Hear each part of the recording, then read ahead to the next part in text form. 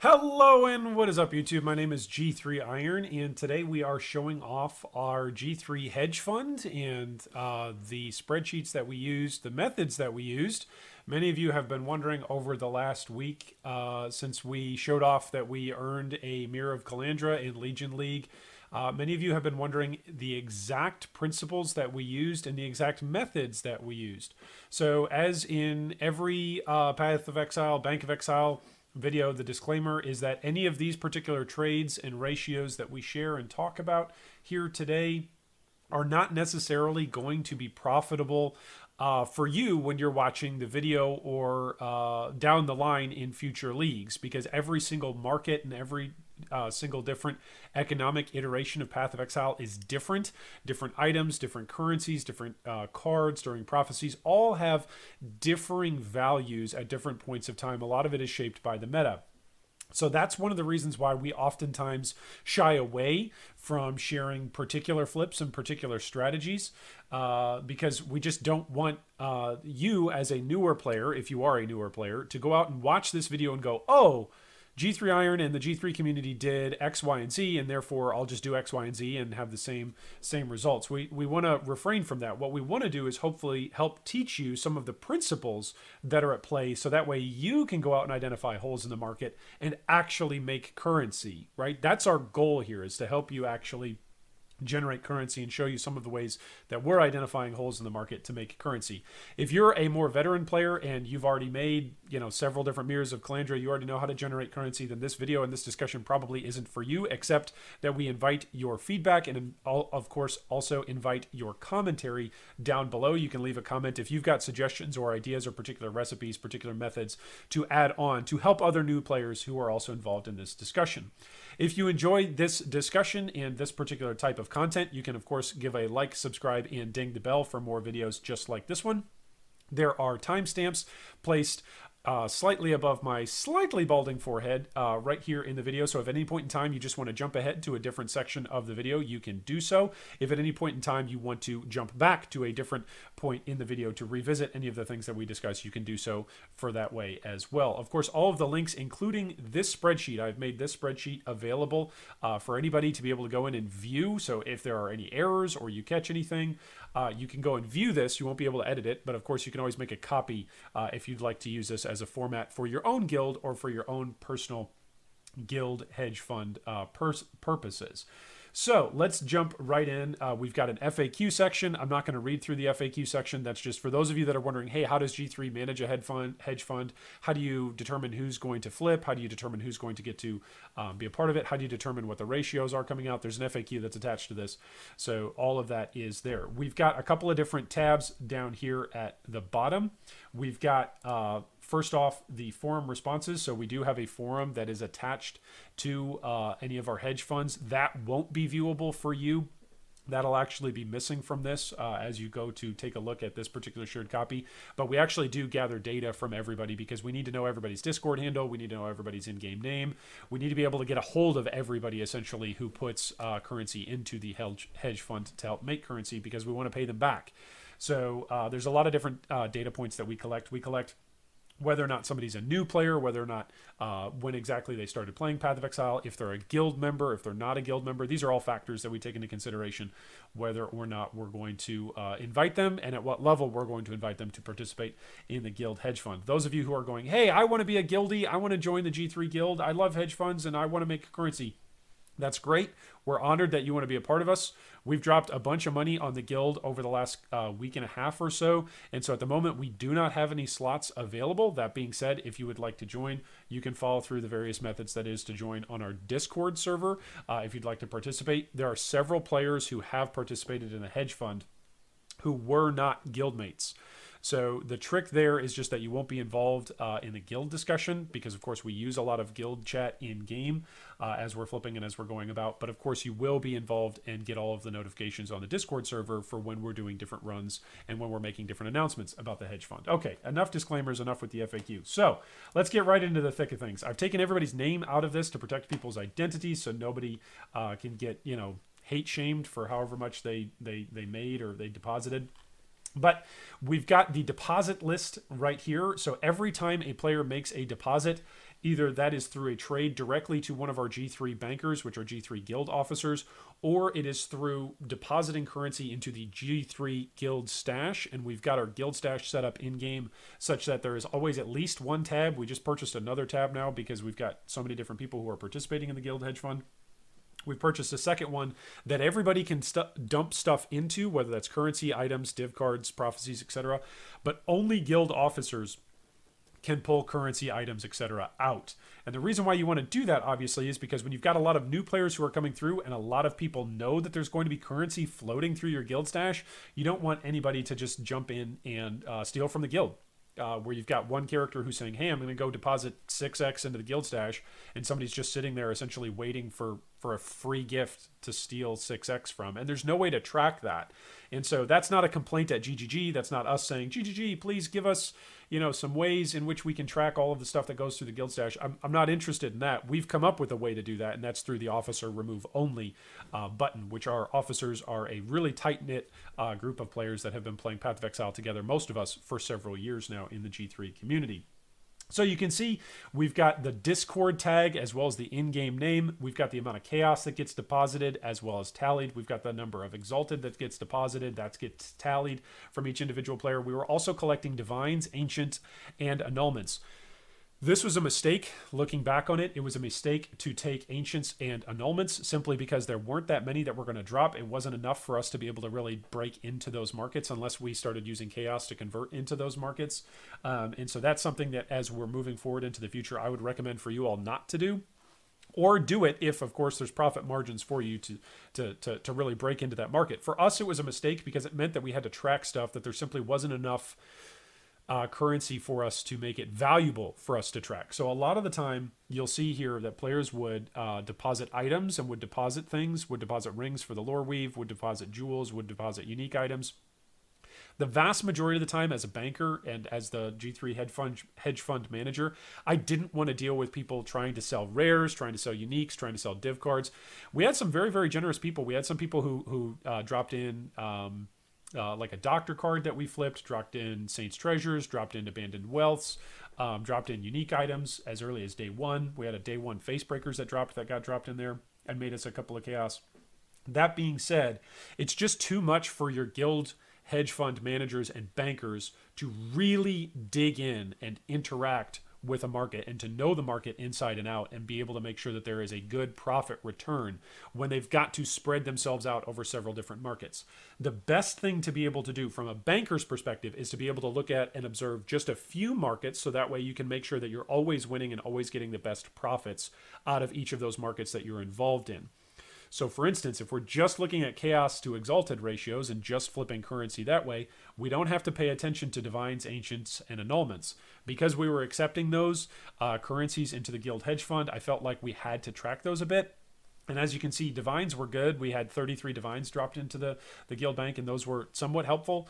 But the vast majority of the time, it would have just saved a headache to say, hey, we don't have to convert these ancients. We don't have to convert and track these annulments. Not even the divines. It would have just been much, much better through those first couple of days to just track chaos and exalted. So I leave that to you. That's just a piece of advice coming right off the bat that was a mistake that we made, that was actually too many different currencies for us to track and stay on top of. Now, the number of deposits that got made throughout this total process, we took deposits all the way from the first day of the league, 6-7, all the way through to 6-12. 6-12 was our last deposit, our last cutoff.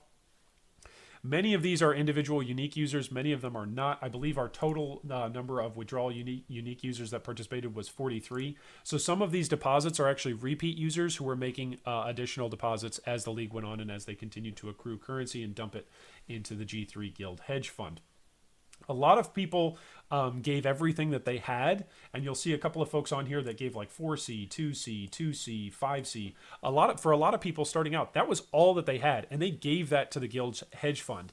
And we tried to reward those people at really good ratios, because early on in a league, if you're a new player and you're only making a couple of chaos, regardless if you're not being efficient, regardless if there's ways for you to improve, that actually just shows a lot of trust that you're giving everything that you've got, right? It's the equivalency of somebody that's just not very wealthy at all, and they're trying to make and contribute as much as they can to the guild and to the pool. And so that's really, really cool. So we tried to reward those folks at really, really good ratios of chaos to chaos chaos paid back through their withdrawal.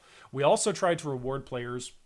There's a couple of players here who dumped in 4 or higher exalted. There was an 8 exalted player and then a 5 exalted player. There were a couple of folks who donated, who deposited 2 to 3 exalted at a time, as it were, and then came back in the next day as they had more X drop. So those people also got some greater returns. So you can see that on some of these withdrawals that some people had 5 pure X paid out, 8 pure X paid out, 10 pure X paid out, 5 pure X paid out. And the reason for that is because a lot of those people were giving a ton of exalted from the get-go, from as early as day 1, day 2, day 3. And that's, again, it's a big risk. It's a big investment. But at the same time, it's also very beneficial. So up until this point, we've had a discussion basically saying, hey, these were some of the things that we did wrong, and here are some of the benefits and the trust factors going into a deposit. One of the benefits that you get from banking this way as a player is you don't have to go and make the flips. So we had one player who made their withdrawal, and they weren't ungrateful. They weren't being a jerk in any way, shape, or form. They just said, oh, I thought it would be more than this. And the reality is that it is a lot more in some sense, and it is a lot less maybe than what you think. It's more in what you're getting back through a withdrawal than if you were to try to both progress your character and make trades.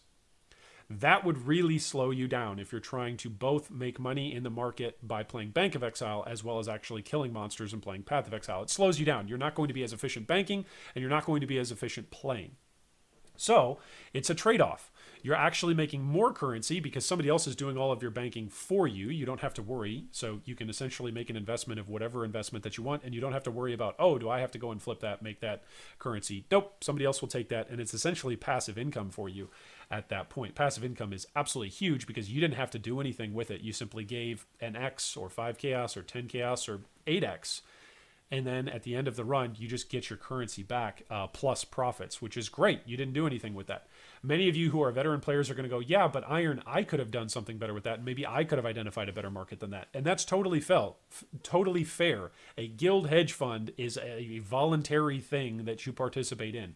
No one was coerced or forced or required to dump currency into this particular guild hedge fund. We don't operate that way here in G3. Maybe other guilds do. I know in various MMORPGs, there are certain requirements and certain dues that you have to pay to essentially be a part of a guild or be a part of a team. That's not how we operated. It was simply, if you wanted us to use your currency to make more currency and get you passive currency back over the next couple of days, that was what we did. And the vast majority of players, I was actually shocked at this and really encouraged by this, by our community here in G3, that the vast majority of players, when they got their currency back, they were like, whoa, I only gave you, X amount of chaos or X amount of divines and annulments and exalted, and this is what you gave me back? This is absolutely nuts. I've just been playing over here and I've got like a level 88 character and you just like doubled my money back, man. That's awesome. I didn't have to do any trading. And for a lot of people in Path of Exile, trading is a huge hassle that they don't enjoy. So those of us who do enjoy it, hi, people like me, those of us who do enjoy trading in Path of Exile,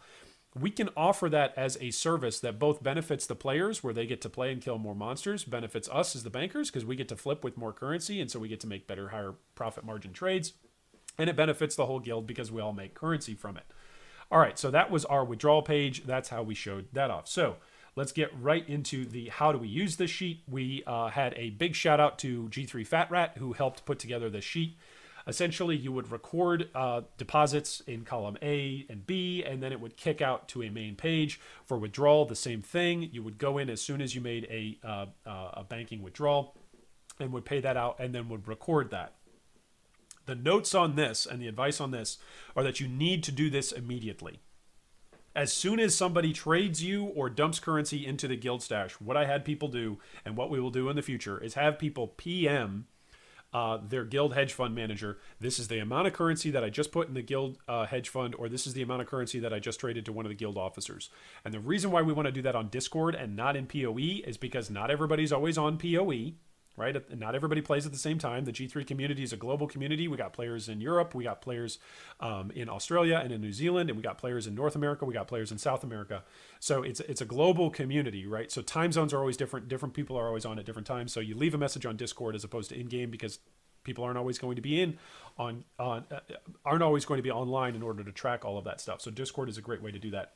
And you have to track it right away because Path of Exile is the kind of game, as we all know, it's kind of like a Zana map mission when you get that map inception going on. When you go, hey, I just want to run one map, right? And so then Zana pops up and she's like, hey, do you want to run this mission? And then you end up like bumping into an Alva while you're inside that map, or you're doing beasts for Einhar, and then you're like, oh yeah, that finishes a craft that I wanted to do, and so then you go to the Menagerie, and then you bump into, maybe you bumped into Nico, and you're like, oh yeah, I capped off my Sulfite, so I should go delve.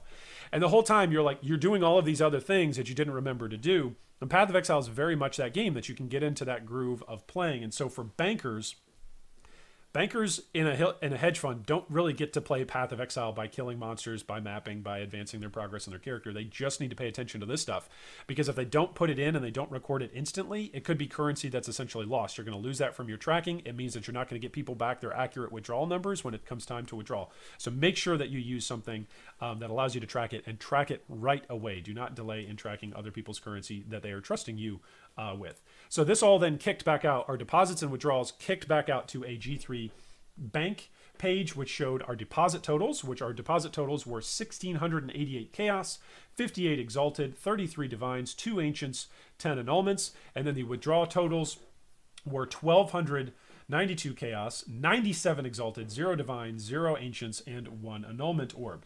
So when you look at the total bank balance, you can see that there's some discrepancy on the chaos, because ultimately we always wanted to turn chaos into exalted, because exalted appreciate in value much, much faster, and chaos lose their value essentially every single night, at least US time, every single night in the US in the Western Hemisphere. So we wanted to turn as much chaos as we got into exalteds as possible.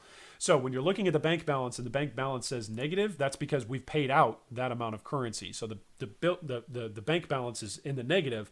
But if you're wondering, oh, how does the guild balance go into the negative? Well, it's because we had that amount of exalted to pay out. So essentially, this is your profit margin. This is your profit line. Sorry, not your profit margin. This is your profit line that says, hey, this is how much extra exalted we had because of the deposits that people made. Which is insane to see that people deposited 58 exalted, and we were able to pay out 39 more exalted, which is pretty dang good. I was pretty impressed with our flips and with our trades. Now, all of this is also in a write-up, and of course, I think I'm going to do a Reddit thread on this, just so that way there's one spot where there's like an aggregated written spot, because not everybody likes to watch a video. Some folks would rather read, or maybe they've got YouTube blocked at work or at school. So I made some notes. So this is the part of the video where we're going to rush through some notes. Hopefully these are helpful to you. And then we'll talk about the exact profits as we wrap up our discussion. So on Friday, on League launch, most of the participants were busy playing launch. That includes us bankers on the back end. Total deposits on Friday were around 1.5x. Bankers actually played and progressed as far as they could as well. So total deposits 1.5x on Friday. That's not a lot. It's not enough to justify saying, hey, a bunch of us who are banking, we ought to stop playing and start flipping. It doesn't justify that expenditure of time. So what we did was keep playing, hoping that more exalts and hoping that more chaos would drop, and hoping that we would be able to push further and further into maps, and then use those as leverages for actually generating currency. So no withdrawals from the bank on Friday, because there really wasn't much in there to begin with. And anybody that would have made a withdrawal on Friday would have also have had to make a deposit. So it just would have been weird. Like, hey, Iron, can you take this 1x for like an hour? And then, hey, I'm going to need that back. It's not enough time to actually make any currency. All right. On Saturday, bankers stopped progressing characters at about noon U.S. Central Time. That was when I got back on from spending family time with the kids and with the wife. Deposits for Saturday, we had 408 chaos and 12 exalted. Again, all of this is tallied below in the deposits tab that you can count up for yourself. We again had no withdrawals from the bank on Saturday. On Sunday, bankers did not play for much of Sunday. And what I mean by did not play, I mean they did not play Path of Exile. They did not character progress. It doesn't mean that they weren't logged in. It means that they did not character progress for the vast majority of Sunday, but instead went full time into flipping. Bank of Exile was in full swing. Sunday, we had 273 chaos deposited and 11 exalted deposited. Again, these are not totals. These are just the daily totals. These are not additive totals for the total amount that had been deposited. So this isn't 273 plus 408. This is just, hey, this is on Saturday how much we had that was deposited that exact day. This is exactly the amount that we had on Sunday that was deposited. On Sunday, our first and only withdrawal on Sunday was for 18 chaos from somebody that had put currency into the bank very early on Friday and Saturday. Monday was a work day, which meant that we mostly had one banker flipping, and there was very little character progression for any bankers. I think I was memeing with most of the guild. I went from like level 67 to 68 on Monday. That's how much time there was for me to map and to actually grow my character that day. It was just all flipping, and it was amazing. It was insane how fast the market was moving. I played Synthesis Hardcore last league, and so I was doing a lot of flipping and a lot of trading, and I hit a lot of my goals, but me and only a few other G3 guildies were playing Hardcore last league. And I think I did as much trading on Monday in Legion League as much as I did the entirety of Hardcore Synthesis League. The economy was just exploding. It was as fast moving as I've ever seen and ever been a part of a Path of Exile economy. On Monday, we had 541 Chaos deposited and 22 Exalted deposited. Monday saw 2 withdrawals at 22 Chaos and 2 Exalted pulled out. Those of you that are wondering, hey, why did you let people pull Exalts out while you were still working towards big-time goals? The answer is because relatively early on, there's a peak point where you don't want to withdraw too early, because again, there's just not enough time for that currency to appreciate and for bankers to actually flip it and do anything with it. But there's also a point in time where we want to actively start paying withdrawals back out, usually at about a 24 to 36 hour period, because characters are progressing and are getting into higher and higher tier content, and they need to buy items in order to continue to progress. So if there is a guild hedge fund that's going on, you've got people who are coming to you wanting to withdraw currency relatively early on before you hit your big goals. That's totally fine, because you can give that currency to people who you already know, you trust, and to people who have already invested very early on into the hedge fund. And you want to reward those people. You want to tell those people, hey, great job. You trusted us. We made you currency. Go buy something really, really nice. Continue to progress. Maybe go buy a whole bunch of maps. Go clear out your atlas. Go give completions to the rest of the guild. And then we're all progressing on into higher and higher maps and making better and better currency, progressing our masters further and further. So those of you who are wondering, hey, why is it that you want to encourage withdrawals before you've made the announcement, hey, everybody withdraw and we want to zero out the bank? That's why. It's because we actually want players to get towards their goals and to progress their builds, so that way they can achieve the goals that they want. And you can reward that trust of people investing in the guild hedge fund. Tuesday, banking was again a work day, flipping cards and currency. Announcement about the mirror that went up for sale, because Monday was actually the day that we finished the mirror. We'll get back into that with our trading notes down below. Tuesday, we had 450 Chaos deposited and 12 Exalted deposited. Tuesday saw 6 withdrawals for 212 Chaos and 17 Exalted.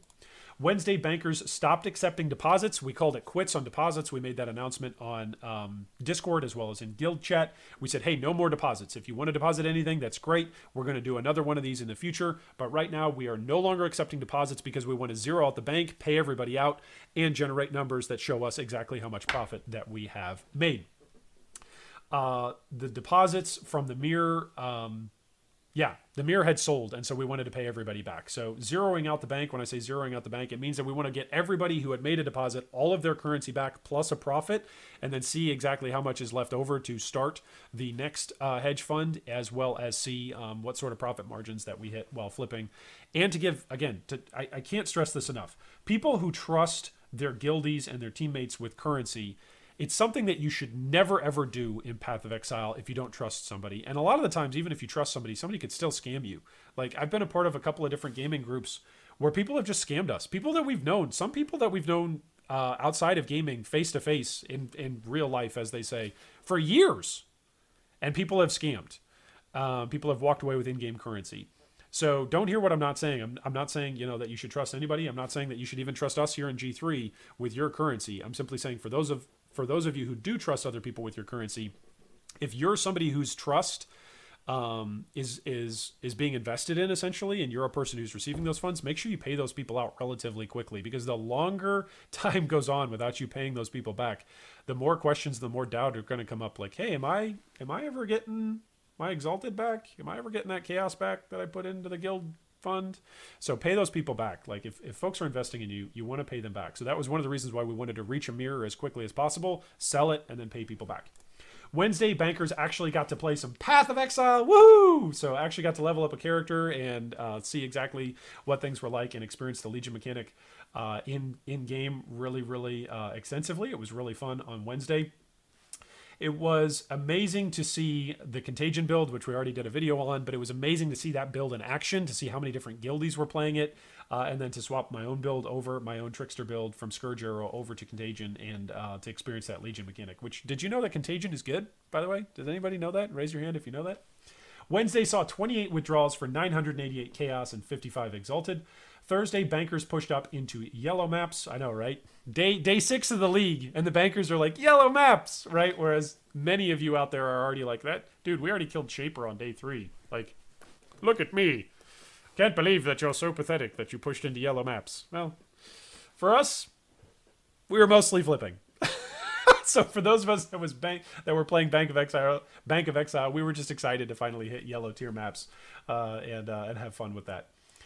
Virtually no trading went on during Thursday, as we didn't want to taint currency appreciation from the initial deposit run, as all flipping would have jeopardized withdrawals. So if I continued flipping, if I would have said, okay, I'm just going to keep making currency with all the currency that we've got sitting in the stash, if I went on for bigger and bigger trades, that would have meant that the number of people who were coming in asking for their withdrawals, we either would not have had that currency readily available for them, or we would not have had accurate results for exactly how much currency we made based off of the deposits that people had made. We would have just kept making currency after we had made that mirror sale. We kind of wanted to make that mirror sale as like the cutoff point for when deposits were accepted and how much currency that we made within the first 72 hours ish of the league, and then be able to pay everybody back and see what that appreciation of that currency was. That was the goal. Anyway, that was the, in theory, goal. And of course, we hit that. Thursday saw 70 Chaos withdrawn and 22 Exalted withdrawn. Trading notes. Those of you who have critiqued us in the past and have said, oh, Iron. Yes, I'm doing the Kermit voice. Those of you that hate the Kermit voice, deal with it. Okay, we're like 20 minutes into the video. If you hate our discussions and hate the Kermit voice, feel free to close the window and go visit somewhere else. Hey, Iron, why is it that you don't ever, like, show us the exact trades, right? We already had the disclaimer. We're showing exact trades now, okay? We're showing the exact trades. So if you're wondering what were the exact trades that we used, we're showing you some of the exact trades. So quit your complaining. Okay. Whew, that feels good to let that out. All right, we began converting Chaos into Exalts on 6/8 as soon as possible, as well as flipping Abandoned Wealth. Abandoned Wealth is a divination card that turns into 3 Exalted. A lot of the time, you can buy these very, very early on into the league because people need the Chaos. They don't want to save up Abandoned Wealth to try and turn it in for themselves, because a lot of players aren't playing a Magic Find build where they're going to be farming divination cards. So early on into a league, what a lot of players will do, and this is not a mistake, this is a good move. What a lot of players will do is they'll find a card that's very, very valuable like this, particularly when it's turned in. But if you find one on its own, you'll flip it for Chaos at a less return than what it would be if it was used to actually complete the recipe. But you're not going to spend all day trading to actually try to complete the recipe. You want to farm your character and grow your character. So what a lot of players will do is they will sell cards like Abandoned Wealth at massively lower ratios than what they're actually valued at in terms of Exalted. And because Exalted moves so quickly, they go from like 35x to 100x within 3 days, or they go from 35 Chaos to 100 Chaos within like 3 to 5 days. That's an incredible appreciation of currency. So we got into the Abandoned Wealth market very, very quickly, and then we were continually flipping Chaos into Exalted. Basically, the ratio and the trades work like this. As soon as you have enough to turn in a set of Abandoned Wealth, you turn it in. You now have 3 Exalted. You're going to sell those Exalted. You're going to put them up for sale. You're not going to convert them instantly, because if you convert them instantly, the ratio is at a loss for you. So you will put them up for sale at a price that is a profit for you for each Exalted for Chaos. You then take that individual Chaos. You then go buy more Abandoned Wealth, and you rinse and repeat the process. We did that several times on 6/8 as well as 6/9, flipping Abandoned Wealth for as long as there was margin to be found. Then we swapped to pure Chaos to Exalted ratios once that Abandoned Wealth market dried up. On 6/9, we began making bigger purchases like the Last One Standing. That is also a divination card, so that needs to be bolded. The Last One Standing turns into at Ziri's disfavor, and we use the prophecy Jeweler's Touch, which the Jeweler's Touch reads that you will use a single Jeweler's Orb in order to create a 5-link, which means we could buy the Last One Standing, turn in the divination card, which of course it's a Cyclone league. Cyclone is the meta. It's like 40% of the league is playing Cyclone right now. And so we wanted to get as many at Ziri's disfavors as we could. We bought the Last One Standing at a very, very cheap price. And then we sold the axe. The axe on its own would have been a profit, but we also were buying the Jeweler's Touch in order to make it a 5-link, because a lot of players early on in a league, like day 2.5 on 6.9, don't have enough currency to 6 link it, but a 5 link is still really, really strong and lets you get a lot of the content in the game done. So that was incredibly profitable for us. On 6.9, we began looking for smaller flips as well with div cards, identified Wind Ripper and Taste of Hate and Lore Weave for profit flips. Shout out again to Fat Rat, to Ferrum Mortis for identifying those as profitable flips, as well as for conducting those flips. We also identified 7 Years Bad Luck, which 7 Years Bad Luck is a divination card, which gives you 1 mirror shard once you, why does that say 1 mirror shared? Once you complete a stack, it's 1 mirror shard, and that 1 mirror shard stack that's required is 13. So you need 13 of these cards. So we were buying these between like 8 chaos all the way up to 20 chaos throughout the life cycle that we were doing the 7 Years Bad Luck. That was an incredible value for what we were purchasing at. The low cost of the card appreciated because, of course, Mirrors of Calandra are going to go up, up, up, up, up in value. And so we identified that really quickly on the ground floor, got a bunch of mirror shards made, and then, of course, we were also able to purchase a House of Mirror, which the House of Mirror is a divination card, which is a 9 stack. And when you turn it in, then you get 1 Mirror of Calandra. So these cards, once we purchased them, were not for sale. We were saving them to actually make full sets and then turn them in for a mirror. That was the House of Mirror that we were using to flip in. The 7 Years Bad Luck, which is also a divination card, of course, we were flipping those mirror shards. So we were essentially going out and doing the nasty, dirty work of buying up a whole bunch of divination cards, which can be a pain in the butt. A lot of people don't like doing trading, but we purchased them at very, very low values, turned them into mirror shards, and then sold those mirror shards respectively. We continued flipping chaos to X and X to chaos. Never let your chaos sit overnight as chaos. Never let an item sit overnight if it is an item that is based off of flipping divination cards. Don't do it. Don't do it. It will lose value. You will wake up the next play session or come back from work during your next play session and you will regret it. Okay. Some of the losses that we took, and we did take losses, we still made boatloads of profit, but some of the losses that we took were on items that we sat on overnight, as well as chaos that we sat on overnight and did not turn in. At one point, one of these nights, people were offering me 115 chaos for Exalted. And when I signed on the next day, Exalted ratios were only at like 100. And I was like, man, I should have sold those. But the reason why I held on to the X and didn't go for that high of a ratio, believe it or not, was because I was afraid if people are offering 115 right now, when I get on tomorrow, it might be up to 120, 125. And we actually lost out on a couple of chaos appreciation overnight. So that's another example. I followed a rule, which is always keep your Exalted overnight and never let items appreciate. And when I did follow it, I still lost out on some currency. So again, these are general principles, and you have to watch out because there are times where even our general principles, when you follow them to the T in specific circumstances, they're not going to make you currency. So again, I'm doing that just, again, to be very, very transparent, to say you're not going to hit on all of your margins. You're not going to hit on all of your trades. But if you hit on the majority of your trades and you hit well, you're going to make profit.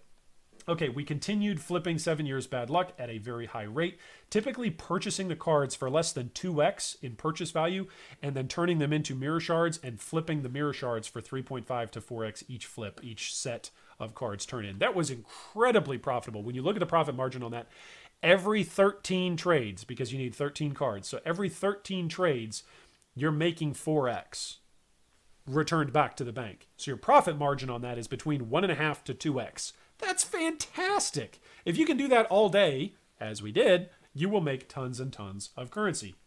We finished purchasing on 610 the House of Mirror cards for roughly 4.5x each, so roughly for a total cost of 40x, and listed the mirror between 60 to 70x. Nobody had that at that point in time. At least nobody that we saw that wanted to trade and that was interacting. I was constantly messaging different people that had high-level items up for trade and that had high amounts of Exalted and high amounts of currency up for trade. Nobody wanted to buy the mirror at that price.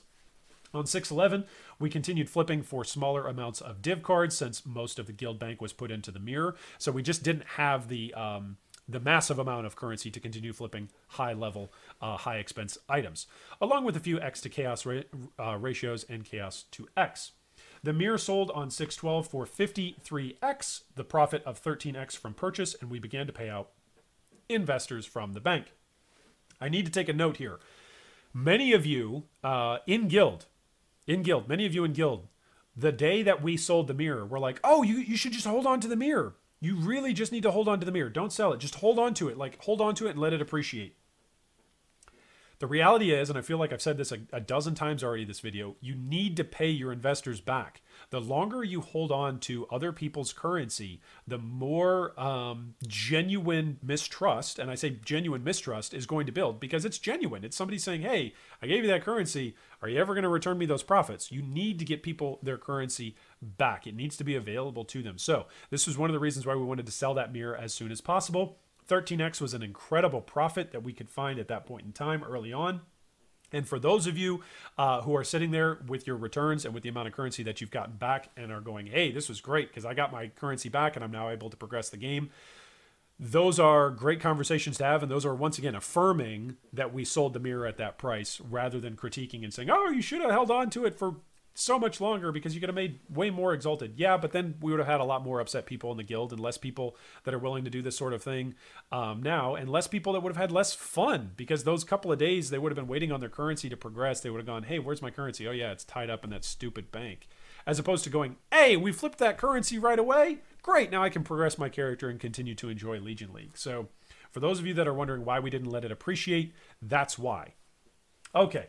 On 6/13, the biggest single sale was, of course, the Mirror of Calandra. However, if we only had gone for the mirror, we would have wasted so many opportunities to make currency. This note continues. Yes, the mirror was 13x profit, but our total profits were around 38 Exalted, meaning that roughly 25x, the vast majority of our profits, almost twice as much profit as the mirror, came from other sources besides the mirror. Now, some of you are going to go, well, yeah, Iron, duh, it came from prices other than the mirror because you didn't hold out for a better mirror price. Totally get that. That's a fair critique. I'm simply using this to say we made a bunch of currency outside of the mirror, outside of that mirror flip. We made a bunch of currency and paid everybody back with it. So those of you that are just wondering, oh, I just want to trade up, trade up, trade up, trade up and get these massive big tier items, there's a lot of risk in that because it means all of your currency is tied up into that one thing. And if that one thing experiences a crash or for whatever reason, God forbid, a mechanic is found out that makes the thing that you were holding on to that you thought was really rare and valuable actually is discovered to be worthless, that's terrible. I will give you a quick example of this. This most often happens when items go legacy or items get nerfed by going legacy. At one point in time, me and a couple of guildies had a Xerfe's Last Breath. It was a mana potion that at the time that we bought it was 14x, and that was the cheapest one on the market, and then we divined it to make it like near perfect. It was 14x. The rest of them that were going on the market were between 17 to 19x. I was incredibly excited that we got it at 14x. That being said, as soon as they had nerfed the Xerfe's nerf that was going to happen at the end of the league, it went from a 14 to 20x item overnight to a several chaos item. Overnight. So again, those of you saying, oh, why don't I let my item appreciate value overnight? Why do I always want to turn something into Exalted at the end of a play session or at the end of a night? That's why. You never want patch notes to come out. You never want a player on Twitch, a player on YouTube, a player on Reddit to come out and discover, oh, hey, did you guys know that if you do this one really cool recipe, this really awesome thing that used to be really rare is actually now really common? You never know when that sort of thing is going to be discovered in a game like Path of Exile. It's one of the things that's so incredibly attractive about Path of Exile, but it's also one of the things that you need to learn your lesson at least once the hard way to really experience it. So don't learn the lesson the hard way and have to experience it yourself. Learn from us and from our mistakes. There's lots of ways to make currency in Path of Exile. It doesn't have to be by purchasing massive big items and sitting on them and waiting for them to appreciate. There's lots of different ways for you to make currency. And sometimes the best way to make currency is just to flip ratios on currency. That's where a lot of this 25x that profit that came from that wasn't from the mirror. It was simply from flipping div cards and simply from flipping currency ratios. All right, so this is our profits page really quickly to wrap up our discussion. We, of course, had the total amount of deposits that are tracked all the way over here. This is totaled, sum totaled from different people in the first run. And then you can see our withdrawals are totaled over here. The Exalted ratio that we're using is about 100C. Those of you that want to nitpick with that, that's fine. You can nitpick with that because technically Chaos on the day that we paid people out may not have been at 100C. Some people got paid out, Exalteds may not have been at 100C. Some people got paid out earlier than when Chaos hit 100 Exalted valuation. Some people got paid out later. I just use this as an arbitrary number. So those of you that want to be a stickler about that, fine, go for it. Be a stickler on the exact numbers. I'm not running those exact numbers. Those of you that love spreadsheets and love messing with the exact numbers, again, this is down in the video description down below that you can go and mess with this, make a copy for yourself, and mess with the numbers. Essentially, we had about 62.8 exalts deposited, and we had about 108 exalts withdrawn. That is a ton of profit. Those of you that are wondering exactly why things look a little bit different from the G3 Guild bank balance is simply because this profits total was counted up with that chaos margin in mind, whereas on the G3 Guild bank you see that there's still some exalted to chaos ratio that's not counted, as well as the divines, the ancients, and the annulments. So those of you that are wondering what's the difference there, that's some of the differences there. All right, if you've got comments, if you've got questions, if you've got feedback, I always welcome that. So feel free to drop a comment, piece of feedback, or a suggestion down below in the comments. I always love the discussions that we have right here in the G3 community. I want to once again give a shout out to G3 Fat Rat, to G3 Ferrum, as well as to G3 Ranello, who helped out with taking deposits as well as with giving out withdrawals. There were a lot of people that were involved in this. Again, the number of people that we had withdrawn, the number of unique people was 43 different people. -2, so what is that? 41 different people that were involved in this particular run of the G3 Guild Bank. So I'm so excited that we got together. I'm so excited. We had a couple of folks that wanted to take a picture with the Mirror of Calandra, which of course we've got that picture right here. Like, this is what our guild stash looked like when we were selling it for 64x. We were super duper stoked to have that, you know, just as a piece of G3 history. Like, this was really cool that we got to flip for a Mirror of Calandra and got to have that in the guild bank. So it was a really fun, really cool thing. For those of us who enjoyed it as bankers, we loved it. For those of you who hated it as bankers and you never want to do banking again, I totally understand. For those of you who just want to see your currency appreciate over time, I totally get that as well. For those of you who just love playing Path of Exile and want to see your currency, you know, passively appreciate, I totally get that as well. So thanks so much to everybody who did participate in this. It takes a lot of trust to do this. Again, a lot of us that are in G3 and our officers have been doing this for literally years together, where we've been buying items and completing builds this way. So it's really cool to see that the G3 community has grown as much as it has over the last several months and several leagues. And it's really cool to see what a team of dedicated, committed players can get done together as they're working towards their goals in a Path of Exile league together. So all that being said, we as a guild flipped for a Mirror of Calandra, but I hope that today is the day a Mirror of Calandra drops for you in Path of Exile 3.7 Legion League. Thanks for watching that video. If you'd like more information on any of our discussion points today, you can see them down below in the video description. If you'd also like to join our Discord or support our Patreon, you can do so with the links down below. Thanks again, and big shout out to all of our Patreon supporters.